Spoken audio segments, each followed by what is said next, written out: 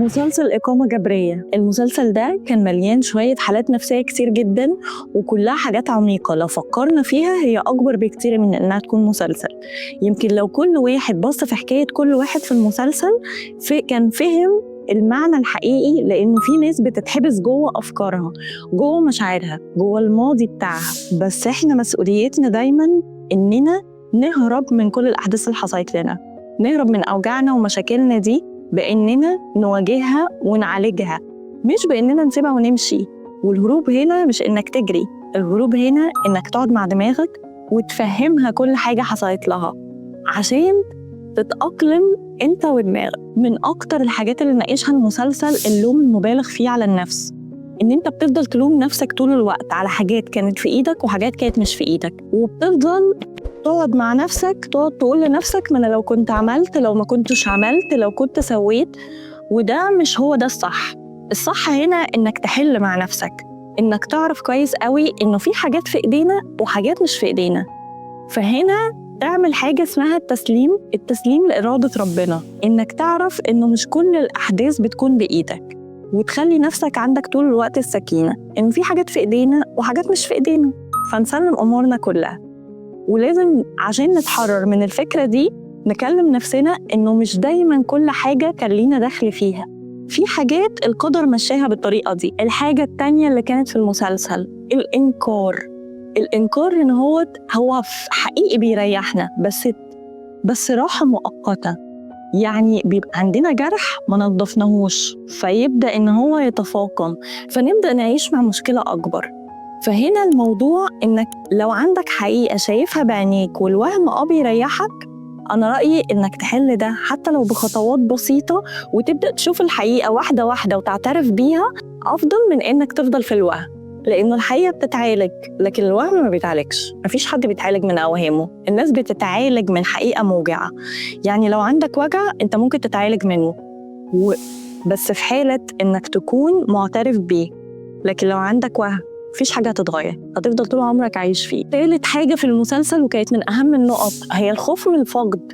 يعني كانت هنا الزاهد ماسكة في علاقاتها بطريقة مرضية، وده بيوصلك لحقيقة إن أنت الخوف من الفقد ده ليه علاقة بمشاعر أنت مفتقدها، زي الأمان مثلا. يعني هي كانت مفتقدة الأمان وإن هي تحس إنه في حد اختارها، مش إن كل الناس ما بتختارهاش. فأنت عشان ما تتعلقش بعلاقة ولا تربط نفسك بعلاقات مرضية، لازم تعرف إيه هي احتياجاتك ولازم تشتغل عليها، لأن احتياجاتك دي هي اللي بتخليك تروح في أماكن ممكن تكون مش مناسبة ليك، وممكن تخليك أنت مش مناسب للأماكن اللي أنت فيها. فأول حاجة لازم تعملها مع نفسك في حاجة زي دي إنك تحاول تشبع احتياجاتك عشان تبقى في علاقة صحية، أو على الأقل تبقى في تعلق صحي. الكتمان من الحاجات اللي انت لازم تاخد بالك منها عن نفسك، الكتمان. لأنك لما بتسيب مشكلة ورا مشكلة ورا مشكلة جواك، انت نفسك بتتغير، مشاعرك بتتغير، إحساسك بيتغير، انت بتنطفي، بتبقى نسخة تانية غيرك.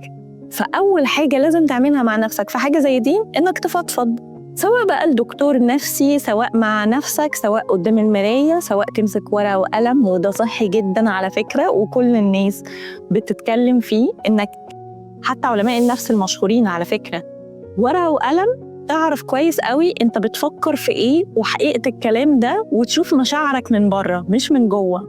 تقدر تشوف الموضوع كأنه مشكلة حد تاني، فتبدأ تعرف منها إيه الجزء الحقيقي وإيه الجزء اللي مش حقيقي.